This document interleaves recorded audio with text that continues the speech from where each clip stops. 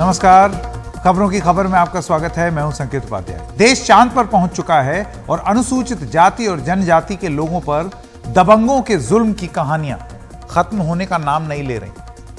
कोई राज्य इससे अछूता भी नहीं, चाहे वहां किसी की भी सरकार। एक ताजा और शर्मसार कर देने वाली घटना बिहार की राजधानी पटना से सामने आई, जिससे नीतीश कुमार सरकार के दौर में कानून व्यवस्था पर भी सवाल खड़े हो रहे हैं। ये तस्वीरें देखिए। बुरी तरीके से घायल ये महिला महादलित वर्ग से आती है। ये दलितों में भी सबसे दबा कुचला वर्ग है, जिसके कल्याण का बिहार सरकार बार बार दावा करती है। पीड़िता का पटना से महज 30 किलोमीटर दूर खुशरूपुर सदर अस्पताल में इलाज चल रहा है। उनका आरोप है कि शनिवार शाम उनके गांव में कुछ दबंगों ने उन्हें निर्वस्त्र करके बुरी तरीके से मारा और पीटा। दबंग इतने पर ही नहीं रुके। पीड़ित महिला का यह कहना है कि एक दबंग ने अपने बेटे से उनके मुंह पर पेशाब तक करवाई। सोचिए, पीड़िता के मुताबिक उनके साथ यह सारा सुलूक सिर्फ इसलिए किया गया क्योंकि उन्होंने गांव में एक पड़ोसी को 6,000 रुपए उधार दिलवाए थे, जो वो लौटा नहीं रहा। पानी भरने के लिए तो लेके आया, हमको भैंस के लेके चल गया कि का चाटी के हम बैठाए गए हैं, चलिए हम चला गए हैं। हमको जानते करके मारा, मुँह से हम छूट पारे और बेटा से मुंह में मिटवा दिया। प्रथम दृष्टया जांच के क्रम में जो मामला प्रकाश में आया है वो ये है कि ये महिला खुद 1,500 रुपये ली थी, जो ये चुका दी है। उसके बाद एक व्यक्ति को ये 6,000 रुपया दिलवाई थी, वो 4-5 साल से पुराना मामला है। वो व्यक्ति जो नहीं दिए, नहीं वापस किए और वो लेके चले गए हैं, तो आज तक नहीं दिए। उसी क्रम में चूंकि ये दिलवाई थी, इसलिए इन्हीं पर ये आरोप लगा रहे हैं कि हमको दे दिया जाए पैसा। उसी क्रम में वो गुस्सा होकर के इनके साथ मारपीट कर दिए हैं और दबाव बनाए हैं कि केस ना करें। उधर पुलिस का कहना है कि उसकी शुरुआती जांच में मारपीट और धमकाने की बात सही निकली है, लेकिन पुलिस ने पेशाब करने जैसे आरोपों को फिलहाल गलत बताया। ये सब बातें जांच में बिल्कुल असत्यापित और झूठी साबित हुई है। मामला एक पैसे वाला ही है और उसमें मारपीट की गई है और हॉस्पिटल में जाके भी धमकी देने की बात प्रकाश में आई है। अब सोचिए, पुलिस का यह कहना है, जाहिर सी बात है बदनामी होगी अगर ऐसा हो, लेकिन पीड़िता खुद कह रही है, तो या तो पुलिस ये कह दे कि पीड़िता झूठ बोल रही है। जांच करने से पहले ही इस तरीके की बात कैसे? इस मामले में पुलिस अभी तक आरोपी दोनों ही दबंगों को गिरफ्तार नहीं कर पाई है, लेकिन यह जरूर बता दिया कि हां, पेशाब वाला मामला जो है वो निराधार है, वो गलत है, अरेस्ट नहीं हुआ है। इसी वजह से उन पर भी सवाल उठ रहे हैं। अनुसूचित जाति और जनजाति अति पिछड़ा वर्ग के लिए बढ़ चढ़कर दावे करने वाली नीतीश कुमार सरकार के लिए यह मामला शर्मिंदगी का सबब बन गया है। मुख्यमंत्री नीतीश कुमार का कहना है कि इस मामले में गंभीरता से कार्रवाई की जाएगी। के साथ कोई घटना दुर्घटना होती है, पूरा का पूरा पुलिस और एडमिनिस्ट्रेशन ध्यान देता है और कोई गड़बड़ करता है उस पर एक्शन होता है। दरअसल महिलाओं और अनुसूचित जाति के खिलाफ अपराध के मामले में बिहार का रिकॉर्ड बहुत अच्छा नहीं है। अगर अनुसूचित जाति यानी कि एससी के खिलाफ अपराध की बात करें तो देश में बिहार चौथे स्थान पर है।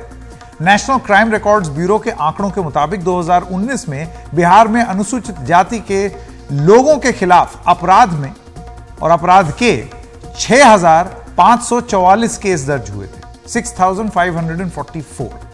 2020 में यह बढ़कर 7,368 हुए और 2021 में यह घटे करीब 5800 हुए। ये सारे वो केस हैं जो दर्ज हुए हैं। अब आप सोचिए कितने मामले दर्ज नहीं हुए होंगे, उनकी तो कोई गिनती ही नहीं। अगर महिलाओं के खिलाफ अपराध की बात करें तो 2019 में बिहार में महिलाओं के खिलाफ 18,500 से ज्यादा अपराध दर्ज हुए। 2020 में 15,300। अब आप ये सोचेंगे कि कम कैसे हुआ। 2020 में आपको याद होगा कोरोना वायरस था, उस समय इस तरीके के आंकड़े नहीं आ रहे थे।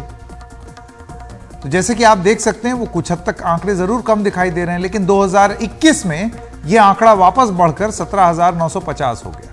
2020 के मुकाबले 2021 में बिहार में महिलाओं के खिलाफ अपराध में करीब 17% की बढ़ोतरी दर्ज की गई है। और मैं फिर दोहरा दूं, बिहार जैसे राज्य में गरीब पिछड़ा इलाका जो है, वहां पर बहुत सारे ऐसे मामले होंगे जो दबंगई के चलते दर्ज ही ना होते हों।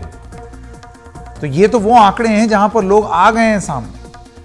बिहार में नीतीश सरकार में दलितों पर अत्याचार पर हमने बात की बिहार बीजेपी के प्रवक्ता अजय आलोक और आरजेडी के प्रवक्ता नवल किशोर से। आइए सुनते हैं उन्होंने क्या कहा। देखिए, बिहार में लॉ एंड ऑर्डर सिचुएशन दिन ब दिन बद से बदतर होती जा रही है और ये 90 के दशकों का वापस बिहार होते जा रहा है। उसका बहुत बड़ा कारण है कि आरजेडी का गवर्नमेंट में होना। जब आरजेडी गवर्नमेंट में होती है तो आपराधिक मानसिकता के लोग को उनका मनोबल बढ़ जाता है, उन्हें खुली छूट लगता है कि मिल गई है। और मुख्यमंत्री जी खुद प्रशासन पे अपना कंट्रोल बिल्कुल लूज कर चुके हैं। तो यहाँ पे सिचुएशन लिटरली जंगल राज से भी बदतर वाली हालत स्थिति हो चुकी है। दिन दहाड़े दलित महिला की ले लीजिए, दलित महिला तो बहुत दूर की बात है, किसी भी महिला से चेन छीनना, ये करना, और आज तो अति हो गई, हद हो गई।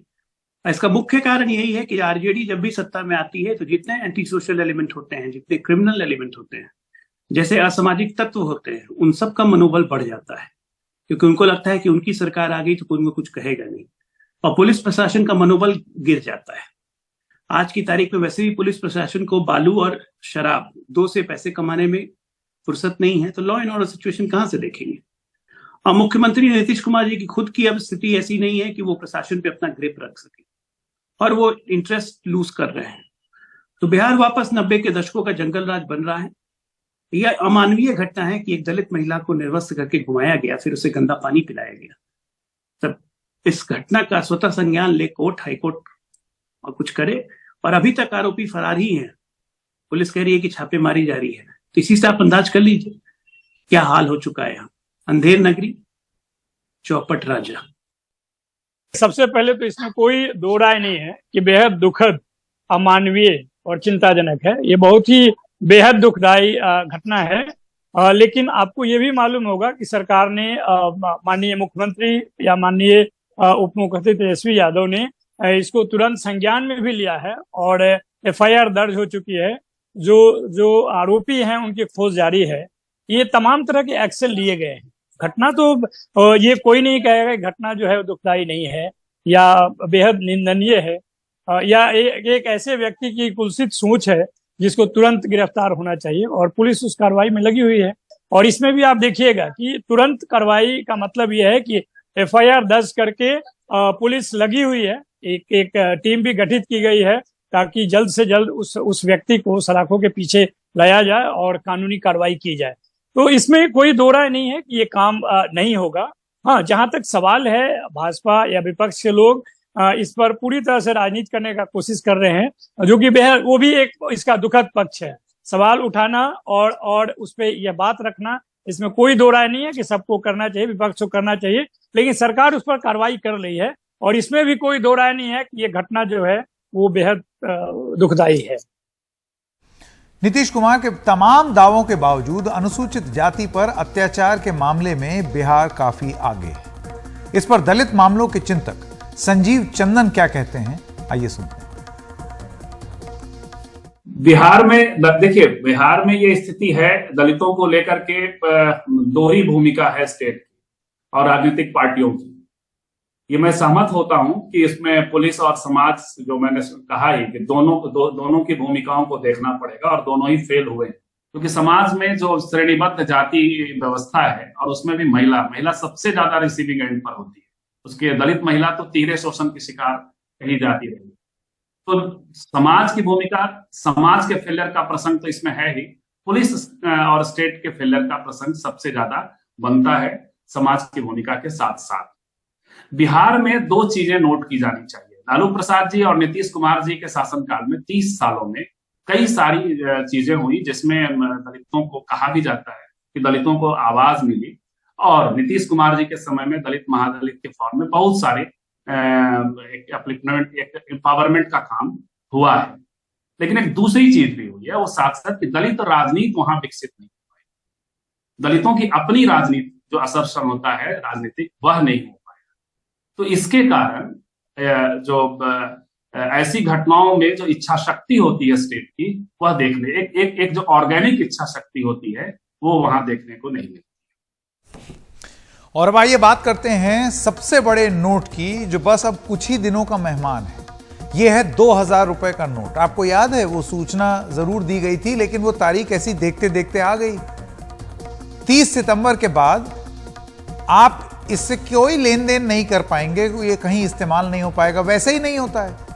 लेकिन उसके बाद एक लीगल टेंडर के तौर पर इस नोट की वैधता रहेगी या नहीं, अभी यह स्थिति साफ नहीं है। फैक्चुअल पोजीशन तो ये, इसलिए बेहतर है कि उससे पहले ही इसे आप बैंक में जमा कर दें। रिजर्व बैंक ने 23 मई से 2000 रुपए के नोट को वापस लेना शुरू कर दिया था और 30 सितंबर तक ही आप इसे अपने जो करीबी बैंक हैं उसमें आप वापस कर सकते हैं। तो ये आपके लिए आखिरी मौका है, लास्ट एक हफ्ता बचा है। यही नहीं, आप इन नोटों को तय तारीख तक भारतीय रिजर्व बैंक के 19 क्षेत्रीय कार्यालयों में भी जमा कर सकते हैं। लेकिन ध्यान रखिए, सितंबर के इस आखिरी हफ्ते में एक छुट्टी भी है। 27 सितंबर गुरुवार को मिलादुन नबी की छुट्टी है। इसके अलावा आज यानी कि सोमवार का दिन भी निकल गया है। अब मंगलवार, बुधवार, शुक्रवार, शनिवार, ये दिन बचे हुए हैं आपके पास 2000 रुपए के नोट ले जाकर के बैंक में बदली करने के लिए। उसमें भी बहुत सारे ऐसे बैंक होते हैं जो कि उनका टाइम कुछ अप डाउन होता है, वो आप अपना चेक कर लीजिएगा बैंक वालों से। 2000 का नोट नवंबर 2016 में जारी किया गया था। आपको याद होगा, 8 नवंबर 2016 को प्रधानमंत्री नरेंद्र मोदी ने अचानक सबको चौंकाते हुए नोटबंदी का ऐलान किया था। इसके बाद जो नए नोट जारी हुए उनमें 2000 रुपए का नोट भी था, जो कैश में बड़े लेन देन के लिए काफी चर्चा में रहा था। लेकिन इस साल मई में रिजर्व बैंक ने इसे वापस लेने का ऐलान कर दिया और उसी के साथ 2000 रुपए के नोट बैंकों द्वारा लोगों को देने पर भी रोक लगा दी गई। रिजर्व बैंक के मुताबिक 19 मई तक 2000 रुपए के जितने नोट अर्थव्यवस्था में चलन में थे, उनमें से 93% नोट 1 सितंबर तक वापस भी आ चुके हैं। 19 मई 2023 तक 2000 रुपए के जो नोट चलन में थे, उनकी कुल कीमत 3.56 लाख करोड़ रुपए थी, जिसमें से 93% वापस भी आ चुका है। 31 अगस्त तक इनमें से 3.32 लाख करोड़ रुपए इस कीमत के जो 2000 रुपए के नोट हैं, ये वापस आ चुके हैं। यानी कि अभी भी 24,000 करोड़ रुपए के 2000 रुपए के नोट चलन में हैं और ये 31 अगस्त का आंकड़ा है। हो सकता है अभी ये जो 20 दिन गए हैं इसमें ये और कम हो गया हो, लेकिन जो ताजा जानकारी है उसके हिसाब से 93% नोट अभी भी सर्कुलेशन में है। अब सवाल ये है कि रिजर्व बैंक ने, माफ कीजिएगा, 7% नोट जो हैं वो अभी भी सर्कुलेशन में है, 93% वापस आ गए। अब सवाल यह है कि रिजर्व बैंक ने जब ये नोट वापस लेना शुरू किया या जब उनको वापस ही लेना था, तो एक सवाल यह पूछा जा रहा है, फिर आपने जारी क्यों किया? जब आपको ये वापस लेना था तो आपने जारी क्यों किया? दरअसल नोटबंदी के ऐलान के तहत जब 16 नवंबर 2016 को सरकार ने 500 और 1000 रुपए के नोटों पर पाबंदी का ऐलान किया, तो अर्थव्यवस्था में अचानक नकदी की कमी होने से एक क्राइसिस आ गई। उसका डर भी पहले से ही जताया जा रहा था कि एकदम से इतने नोट हटाएंगे, नोट की कमी हो जाएगी। देश के अधिकतर लोग अब भी नगद में लेन देन करते हैं। बहुत हद तक हम लोग डिजिटल हो चुके हैं। आप देखेंगे हर जगह फल, सब्जी, यहां तक कि लोग जो घर भी लेके आते हैं वो अपने फोन में स्क्रीनशॉट पे ऐसे अपना QR कोड दिखा देते हैं। वो सारी चीजें हो रही हैं, लेकिन अभी भी एक बहुत बड़ा ऐसा वर्ग है जो कि कैश यूज करता है। कैश इन सर्कुलेशन इस देश में डिमोनेटाइजेशन यानी कि नोटबंदी के पहले की दरों से भी ज्यादा है। यह भी एक वास्तविकता है। ऐसे में सबसे पहले 2000 रुपए का नोट जारी किया गया था ताकि नकदी के तौर पर लोगों के पास ज्यादा रकम रह सके, जब तक कि बाकी मूल्यों के नोट पर्याप्त मात्रा में छप नहीं जाते। 2018-19 में सरकार ने 2000 रुपए के नोट छापने बंद कर दिए, क्योंकि तब तक बाकी मूल्यों के नोट पर्याप्त संख्या में चलन में लाए जा चुके थे। भारतीय रिजर्व बैंक ने क्लीन नोट पॉलिसी के तहत 2000 रुपए मूल्य के नोट चलन से वापस लेने का ऐलान किया। अब आप पूछेंगे क्लीन नोट पॉलिसी क्या है? क्लीन नोट मतलब साफ सुथरा, कड़कदार नोट।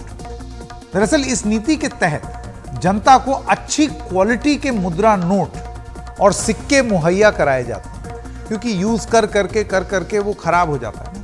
जो ज्यादा सुरक्षित हों, ये भी एक बड़ी बात है कि उन नोट में सिक्योरिटी फीचर्स नए आ जाएंगे। जब पुराना हटेगा तभी तो नया आएगा।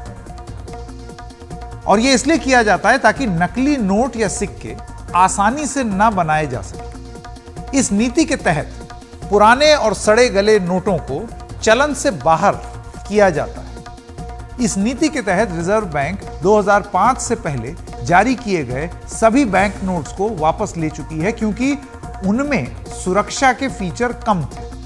2005 के बाद छपे हुए नोटों में सुरक्षा फीचर, ऐसा बताया जाता है कि काफी बेहतर है। देखिए, जहां तक बात है नोट वापस आने की, आरबीआई की तरफ से और बैंकों की तरफ से जनता को एजुकेट करने का, कम्युनिकेशन करने का प्रयास है कि अगर आप भूल गए हैं, अभी तक आपने या तो उनको यूज नहीं किया है या बैंक में नहीं डिपॉजिट किया है, तो आप कृपया वापस कर दें। फिर भी मैं उम्मीद करता हूं कि शायद कुछ 3-4-5% रह जाएंगे, क्योंकि जो अनअकाउंटेड मनी है वो लोग अगर बैंक में आते हैं तो शायद उनको जस्टिफाई करना पड़ेगा। लेकिन अभी क्योंकि दोबारा आरबीआई की तरफ से प्रेशर बिल्ड किया गया है, तो उम्मीद है कि करीब 4-5% नोट वापस आ जाने चाहिए। इकोनॉमी पे कोई फर्क नहीं पड़ेगा, क्योंकि ये नोट अभी डीमोनेटाइज नहीं हुए हैं। इस बात को हमें समझना होगा। 2000 के नोट चलन में रहेंगे, लेकिन ये हो सकता है कि फिर हर बैंक ब्रांच इन नोटों को एक्सेप्ट नहीं करेगा। फिर जिसके पास ये नोट बच गए हैं, उनको या तो किसी चुनिंदा ब्रांच में जाके चेंज कराने होंगे, या आरबीआई के जो रीजनल ऑफिसेज है वहां जाके चेंज कराने होंगे। और जब ये लोग वापस जाएंगे चेंज कराने, तो निश्चित रूप से इनको केवाईसी या बाकी फॉर्मेलिटीज भी पूरी करनी होगी कि ये कौन लोग हैं जिन्होंने अभी तक नोट वापस नहीं किए। क्योंकि संभावना यही होगी कि जिनके पास ईमानदारी का पैसा है उनको बैंक में जाके बदलाने में कोई दिक्कत नहीं है। जिनके पास नोट रह गए हैं या 2 नंबर का पैसा है, जो सामने नहीं आना चाहते हैं, बदलना नहीं चाहते हैं, वो फिर वक्त की बात है कि वो लोग जाके आरबीआई में या डेजिग्नेटेड ब्रांच में किसी कारण से बदलवाना चाहते हैं या नहीं बदलवाना चाहते हैं। जब सितंबर का महीना खत्म हो जाएगा तो उसके बाद भी कुछ संभावनाएं हैं। वो जाहिर है आरबीआई ने और सरकार ने उसको साफ किया था, तो ये वापस ही आ जाना है। जब 31 दिसंबर 2016 में लगभग सभी कुछ पैसा वापस आ गया, तो ये जो सरकार का दावा था कि हम ये ब्लैक मनी को खत्म करने वाले हैं और हम ब्लैक मनी के बहुत खिलाफ हैं, तो भाई ब्लैक मनी कौन सा खत्म हो गया? न तब खत्म हुआ, न अभी खत्म हो रहा है। तो कोई उसमें ज्यादा हल्ला मचाने की जरूरत नहीं है। इस समय ज्यादा बड़े मुद्दे देश के सामने हैं, ज्यादा बड़े मुद्दे देश के सामने हैं। हमने अभी आपको बताया कि 30 सितंबर की तारीख आपको याद क्यों रहनी चाहिए। 2000 रुपए का नोट तो उस दिन तक वापस करना है ही, लेकिन अगर आप दिल्ली और एनसीआर में रहते हैं तो आप ध्यान रखें, 30 सितंबर के बाद आप डीजल जनरेटर सेट का इस्तेमाल बिजली के लिए नहीं कर सकते। यानी कि 1 अक्टूबर से डीजल जेनसेट का इस्तेमाल बंद। दिल्ली में बढ़ते वायु प्रदूषण पर रोकथाम के तहत यह कदम उठाया गया है। इससे दिल्ली एनसीआर के लाखों लोगों को दिक्कत होने वाली, जो किसी ना किसी तरह का डीजल के जनरेटर पर निर्भर है। लाइट चली गई, सोसाइटी में डीजल का जनरेटर रखा है, चल पड़ा, आपने उसका पैसा भी दिया हुआ है, सारी चीजें चल रही हैं। लेकिन जब वो बैन हो जाएगा तब आप क्या करेंगे? अब दिक्कत इसलिए भी बढ़ेगी कि इस सिलसिले में सरकार की ओर से दी गई मियाद पर उन्होंने अभी तक अमल नहीं किया है। आपको बता दें, दिल्ली एनसीआर में वायु प्रदूषण पर निगाह रखने वाली वायु गुणवत्ता प्रबंधन आयोग यानी कि CAQM ने यह निर्देश दिया। इसके तहत दिल्ली एनसीआर में सभी सेक्टरों में डीजल जेनसेट पर पाबंदी लगेगी। इनका औद्योगिक, कमर्शियल, रेजिडेंशियल ऑफिस, इन सब जगह इस्तेमाल अब नहीं किया जा सकेगा और अभी तक कुछ पता भी नहीं है कि आगे क्या हो। 1 अक्टूबर से पूरी तरह पाबंदी लागू होगी। 1 अक्टूबर से दिल्ली एनसीआर में ग्रेडेड रिस्पॉन्स एक्शन प्लान यानी कि ग्रैप ये लागू हो रहा है, जिसके तहत जैसे जैसे प्रदूषण बढ़ेगा पाबंदियां सख्त होती चली जाएंगी। इस साल जून 2023 में CAQM का एक निर्देश आया था। वो क्या था आपको बता दें, कब आया था ये भी जान लीजिए, जून 2023। समय कितना था, जुलाई, अगस्त, सितंबर, 3 महीने थे। तो जून में यह नोटिस आया था कि 30 सितंबर तक वैकल्पिक इंतजाम के लिए कहा गया है।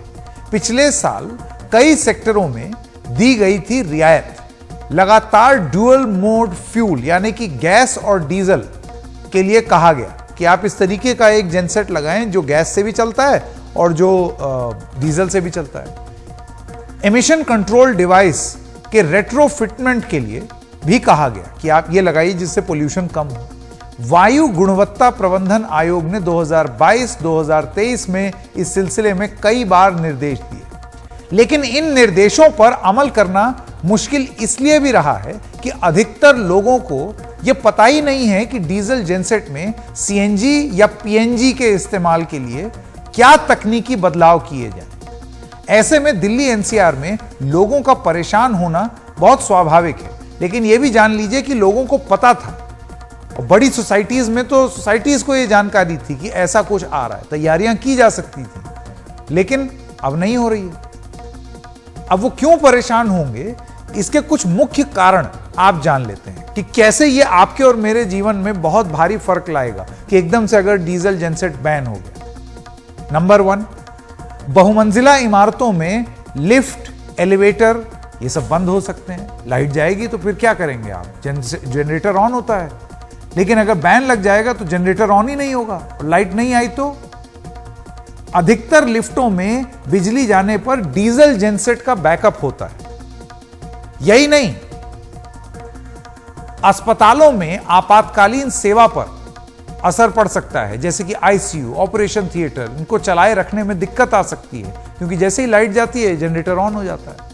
कारखानों, दफ्तरों में काम पर असर पड़ सकता है, जहां डीजल जनरेटर बिजली जाने पर काम को चालू रखने के लिए चलाए जाते हैं। सवाल यह है कि परेशानी की यह स्थिति क्यों आई, ऐसा क्यों है कि एकदम से अभी हफ्ते भर में आनन फानन हो रहा है, बातचीत हो रही है इस बारे में क्या होगा क्या होगा। तो बहुत टाइम से चल रही थी बात, तैयारी क्यों नहीं की थी, मियाद पूरी हो गई, अब तो 1 हफ्ता भी पूरा नहीं बचा है। क्या आम लोगों तक 1 अक्टूबर से डीजल जेनसेट की पाबंदी की जानकारी पहुंचाई गई थी? अगर जानकारी पहुंची तो अब तक पूरी तैयारियां क्यों नहीं की गई? क्या सरकारें पूरी तरीके से सक्रिय थीं? क्या कैंपेन चलाया गया? एक एक अस्पताल में, एक एक सोसाइटी में, एक एक घर में जा जाके इसको बदलिए, इसको बदलिए, ये चलाया गया? एक सवाल ये भी है और जो वाजिब भी है कि हम वायु प्रदूषण की बात तो करते हैं, लेकिन क्या हम उसे लेकर वाकई गंभीर हैं भी या नहीं? अगर गंभीर हैं तो सभी डीजल जेनसेट समय पर क्यों नहीं बदले गए? उनको रेट्रोफिट क्यों नहीं किया गया? उनको डुअल के साथ क्यों नहीं, डुअल मतलब एक तरफ वो उससे भी चले डीजल से भी और दूसरी तरफ CNG से भी चले, ये वाली अरेंजमेंट क्यों नहीं हुई है? आप जाइए पता कीजिए अपनी कॉलोनी में, आपको पता चलेगा कि अभी कुछ हुआ ही नहीं है। ऐसी पाबंदियां तो आने वाले दिनों में और ज्यादा बढ़ेंगी अगर वायु प्रदूषण बढ़ा तो पूरी तैयारी के बजाय पाबंदियों को लेकर हर बार इतना हंगामा क्यों मचता है? अगले कुछ दिन में यह हंगामा तेज होना तय है, निश्चित। फिलहाल तो सबसे ज्यादा परेशान अस्पताल दिख रहे हैं जो तय समय में अपने डीजल जेनसेट्स में जरूरी बदलाव नहीं कर पा रहे। अगर हम बात करते हैं जनरेटर की या डीजल जनरेटर की, वो हमारे लिए चाहे हॉस्पिटल हो या कोई ऐसी जो सर्विसेज हैं जहाँ पे इमरजेंसी सेवा देना पड़ती हैं, वहाँ पे ये क्रिटिकल इक्विपमेंट्स में आते हैं। क्रिटिकल इक्विपमेंट मतलब इसके बिना हॉस्पिटल आपका सर्वाइव नहीं कर सकता है, बिकॉज हॉस्पिटल के अंदर लिफ्ट्स होती हैं, इसके अलावा वेंटिलेटर्स होते हैं, मॉनिटर्स होते हैं, पैरामेडिक ओटी में के अंदर केस चल रहा होता है। अगर सडनली लाइट जाती है और बैकअप नहीं है, आपके पास डीजल जनरेटर नहीं है, तो उस समय क्या होगा, वो पेशेंट की जान पे आ सकती है, मतलब पेशेंट एक्सपायर हो सकता है, सीरियस हो सकता है, केसेस कॉम्प्लिकेट हो सकते हैं और सडनली त्राहिमाम जैसी स्थिति अस्पतालों में आ सकती है। अभी तक इतने कम टाइम में इस डीजल जनरेटर को बायोमेडिकल फ्यूल पर शिफ्ट करना, दिस इज इम्पॉसिबल। और अब बात सियासत की। 2024 के लोकसभा चुनावों के लिए तैयारियां शुरू हो चुकी हैं, तो गठबंधनों के बनने और बिखरने का सिलसिला भी तेज हो गया है। आप जानते हैं कि वहां एनडीए के 40 और इंडिया गठबंधन के 27-28 संख्या बढ़ घट रही है, लगातार ये मीटिंग्स होती हैं।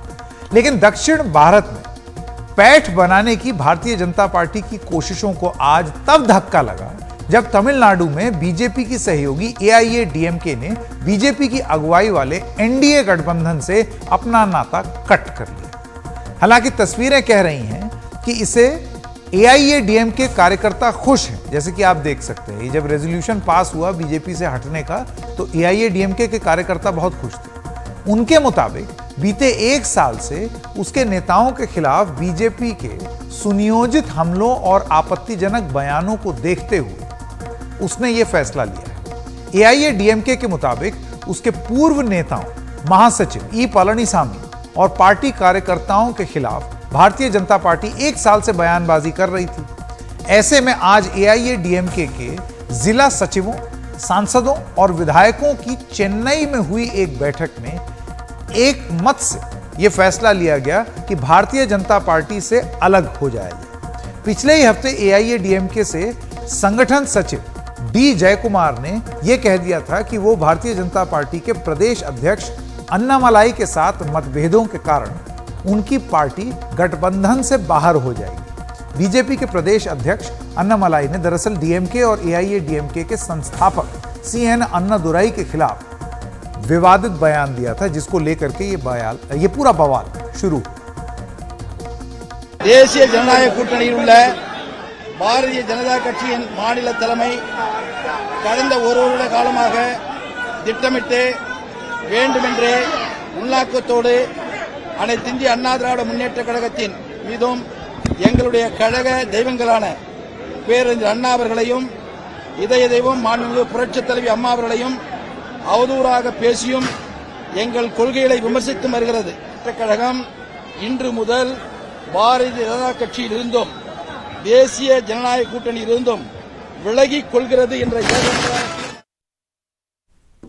एआईएडीएमके के ऐलान से दक्षिण भारत में पैर पसारने की भारतीय जनता पार्टी की कोशिशों को कितना झटका लगा है, राष्ट्रीय राजनीति के संदर्भ में यह कितना अहम है, यह बता रहे हैं हमारे सहयोगी अखिलेश शर्मा। बिल्कुल संकेत, बीजेपी के लिए तमिलनाडु में ये एक विचित्र स्थिति पैदा हो गई, क्योंकि एआईएडीएमके एक ऐसी पार्टी है जो लंबे समय से बीजेपी की तमिलनाडु में सहयोगी है। और इस बार महत्वपूर्ण बात यह कि एआईएडीएमके ने खुद ही आगे जाकर अपनी ओर से बीजेपी से ये गठबंधन तोड़ा है। हालांकि पिछले हफ्ते इसका इशारा दे दिया गया था, तब बीजेपी नेताओं की ओर से कहा गया था कि ये मामला सुलझा लिया जाएगा। और हमें ये भी जानकारी मिली थी कि जो एआईएडीएमके के प्रमुख है पलनीसामी, उनकी भी बीजेपी नेतृत्व से बातचीत हुई थी। हालांकि मोटे तौर पर देखने में यही लग रहा है कि जो प्रदेश बीजेपी के अध्यक्ष हैं, जो इन दिनों एक पदयात्रा पर भी निकले हुए हैं, बीजेपी का कहना है कि उनकी पदयात्रा में जो समर्थन मिल रहा है उससे एआईएडीएमके बौखला ही है, क्योंकि उससे लग रहा है कि जो उसका गढ़ है, उसका क्षेत्र है, उसमें ये सेंध लगने की कोशिश हो रही है। लेकिन उनके जो बयान आए थे तमिलनाडु के पूर्व मुख्यमंत्री अन्नादुराई या पूर्व मुख्यमंत्री जयललिता जी के बारे में, उसको लेकर के एआईएडीएमके ने अपनी नाराजगी व्यक्त की थी। उन्होंने ये कहा था कि पार्टी का जो नेतृत्व है, केंद्रीय नेतृत्व है, उसे अपनी स्थिति स्पष्ट करनी चाहिए। लेकिन बीजेपी सूत्रों का इशारा यह है कि बात केवल यहीं पर नहीं रुकती है, बात थोड़ी इसके पीछे भी है, क्योंकि जो गठबंधन है पिछले 2019 के लोकसभा चुनाव में 39 में से 5 सीटें बीजेपी को लड़ने के लिए दी गई थी। बीजेपी उसमें कोई सीट नहीं जीत पाई थी। लेकिन 2021 में जब तमिलनाडु में विधानसभा का चुनाव हुआ, तब बीजेपी को 20 सीटें दी गई थी। उसमें से बीजेपी ने 4 विधानसभा सीटें जीती थी। और अब बीजेपी को ये लग रहा है कि पीएम मोदी की जो लोकप्रियता है और जो कदम उठाए गए, चाहे वो सेंगोल की स्थापना करना हो नए संसद भवन में, या फिर काशी तमिल संगम के जरिए नॉर्थ साउथ का जो ब्रिज बनाना एक वो कोशिश हो, और तमिल के बारे में बार बार पीएम मोदी की तारीफ करना, ये सारी बातें जो लोकप्रियता उनकी बढ़ा रही है तमिलनाडु में, और इसीलिए बीजेपी अपना हिस्सा ज़्यादा मांग रही है। सूत्रों के मुताबिक 39 में से 5 के बजाय 15 सीटें बीजेपी चाहती है, और उनमें से 10 सीटों पर बीजेपी खुद लड़ना चाहती है, 5 सीटें अन्य छोटी छोटी पार्टियों को देना चाहती है। तो ये भी एक कारण इसके पीछे हो सकता है कि एआईएडीएमके ज़्यादा सीटें देने के लिए तैयार नहीं है। और इसी तरह से दक्षिण तमिलनाडु में जहाँ पर कि धेवर कम्युनिटी उसकी ज़्यादा प्रमुखता है, वो बीजेपी के साथ ज़्यादा दिख रहा है, और ये वो वोट है जो एआईएडीएमके के साथ परंपरागत रूप से होता है। तो ये भी एक कारण हो सकता है जिसके चलते ये टकराव हुआ है। लेकिन बहरहाल अभी बीजेपी इस पर खुलकर बोलने को तैयार नहीं है, क्योंकि कदम एआईएडीएमके की ओर से उठाया गया है। तो ऐसे में माना जा रहा है कि अगले कुछ दिनों में बीजेपी अपनी चुप्पी तोड़ेगी, और हो सकता है कि पर्दे के पीछे एक बार फिर से सुलह की कोशिशें तेज हो।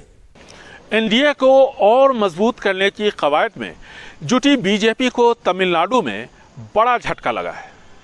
एनडीए के पुराने साथी एआईएडीएमके ने बीजेपी और एनडीए के साथ अपने संबंध खत्म करने का ऐलान किया है। एआईएडीएमके के महासचिव केपी मुनुस्वामी ने इसका आधिकारिक ऐलान चेन्नई में किया। उन्होंने कहा कि अन्ना द्रमुक ने बैठक में सर्वसम्मति से प्रस्ताव पारित किया है। अन्ना द्रमुक ने अब बीजेपी और एनडीए गठबंधन से सभी संबंध तोड़ने का फैसला किया है। एआईएडीएमके का आरोप है कि बीजेपी का राज्य नेतृत्व लगातार पिछले 1 साल से उनके पूर्व नेताओं, मौजूदा महासचिव ईपीएस और पार्टी के काडर के बारे में अनावश्यक टिप्पणी कर रहा है। दरअसल तमिलनाडु के प्रदेश बीजेपी अध्यक्ष अन्नामलई ने पूर्व मुख्यमंत्री सीएन अन्नादुरई पर विवादित टिप्पणी की थी। अन्नामलई ने पेरियार के बारे में भी टिप्पणी की थी। तभी से एआईएडीएमके काडर की तरफ से पार्टी पर बीजेपी से रिश्ते तोड़ने का दबाव लगातार बढ़ रहा था।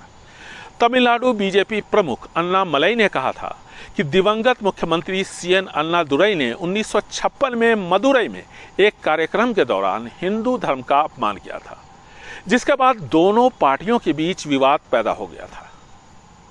बीजेपी और एआईएडीएमके के बीच 2021 के विधानसभा चुनाव के दौरान गठबंधन हुआ था।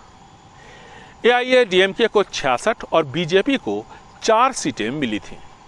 और इस वक्त आपको एक ब्रेकिंग न्यूज बता दें, मध्य प्रदेश विधानसभा चुनाव के लिए भारतीय जनता पार्टी ने उम्मीदवारों की एक दूसरी लिस्ट भी जारी कर दी है। इस तरह बीजेपी के 78 उम्मीदवार घोषित हो चुके हैं, लेकिन मुख्यमंत्री शिवराज सिंह चौहान का नाम अभी घोषित नहीं हुआ है। क्या है बीजेपी की लिस्ट में? अखिलेश शर्मा हमारे साथ जुड़ गए हैं। अखिलेश जी, कुछ बहुत रोचक बदलाव देखने को मिल रहे हैं। 3 केंद्रीय मंत्री और 4 सांसद विधानसभा चुनाव लड़ेंगे। निश्चित तौर पर संकेत, जो बात आप कह रहे हैं, ये एक नया प्रयोग बीजेपी का है जो इस विधानसभा चुनाव में देखने को मिल रहा है। पहला प्रयोग तो ये किया था कि चुनाव की तारीख घोषित होने से पहले ही बीजेपी ने अपने उम्मीदवारों का ऐलान करना शुरू कर दिया। 39 उम्मीदवारों की एक सूची पहले जारी की गई थी और 39 उम्मीदवारों की ही आज दूसरी सूची जारी की गई है। और इसमें दूसरा प्रयोग ये किया गया है कि 3 केंद्रीय मंत्री, जिसमें कि कद्दावर कृषि मंत्री नरेंद्र सिंह तोमर भी शामिल हैं, कैलाश सिंह पटेल भी शामिल है, फग्गन सिंह कुलस्ते भी हैं। इन तीनों ही मंत्रियों को, जो कि जाहिर सी बात है कि लोकसभा के सांसद भी हैं, इन्हें विधानसभा का चुनाव लड़वाया जा रहा है। इसके साथ 4 अन्य सांसद भी हैं बीजेपी के लोकसभा के, जिन्हें चुनाव मैदान में उतारा जा रहा है। इसमें सतना से सांसद गणेश सिंह है, सीधी से सांसद रीति पाठक हैं, साथ ही गाडरवारा से उदय प्रताप सिंह हैं, और साथ ही जबलपुर से राकेश सिंह है। तो ये 4 सांसद हैं और 3 केंद्रीय मंत्री, यानी कुल मिला के 7 सांसदों को बीजेपी चुनाव मैदान में उतार रही है। अखिलेश जी, इसको रीड किस तरीके से किया जाए? देखिए, ये कैसे देखा जाए कि इतने भारी भरकम लोग क्यों उतारने पड़े हैं? देखिए, इसलिए उतारा जा रहा है क्योंकि 20 साल से बीजेपी की सरकार है, वहाँ पर एंटी इनकम्बेंसी का भी बात है। इसलिए बीजेपी को लगता है कि कोई भी प्रयोग जो है करके देखा जाए, किसी भी तरह से चुनाव वहाँ पर जीता जाए। और ये एक दूसरी बात, इसका संकेत ये भी मिल रहा है संकेत कि छत्तीसगढ़, राजस्थान और यहाँ तक कि तेलंगाना में भी बीजेपी संभावना है कि यही फार्मूला अपनाए और वहाँ पर भी कई केंद्रीय मंत्रियों को, सांसदों को चुनाव मैदान में उतारा जा सकता है। लेकिन दिलचस्प बात यह भी है कि मुख्यमंत्री शिवराज सिंह चौहान अभी तक बुधनी से सीट उनकी अनाउंस नहीं की गई, उनका नाम अनाउंस नहीं किया गया। कायदे से सबसे पहले मुख्यमंत्री का नाम घोषित होता है, लेकिन दूसरी सूची में भी उनका नाम नहीं आया है। और कैलाश विजयवर्गीय, जो कि पार्टी के महासचिव हैं, राष्ट्रीय महासचिव, उन्हें इंदौर 1 से टिकट दिया गया है। इसका मतलब ये संभावना अब कम है कि उनके बेटे, जो भी मौजूदा विधायक हैं इंदौर 3 से, उन्हें टिकट दिया जाए, क्योंकि जो बैट कांड हुआ था जिसमें उन्होंने बैट से पिटाई की थी एक सरकारी अधिकारी की, उसको लेकर के यहाँ पर केंद्रीय नेतृत्व उनसे काफी नाराज था। बहुत रोचक। अखिलेश शर्मा जी बहुत बहुत धन्यवाद इस सब जानकारी के लिए। एक छोटे से ब्रेक के लिए रुक रहे हैं, खबरें जारी रहेंगी।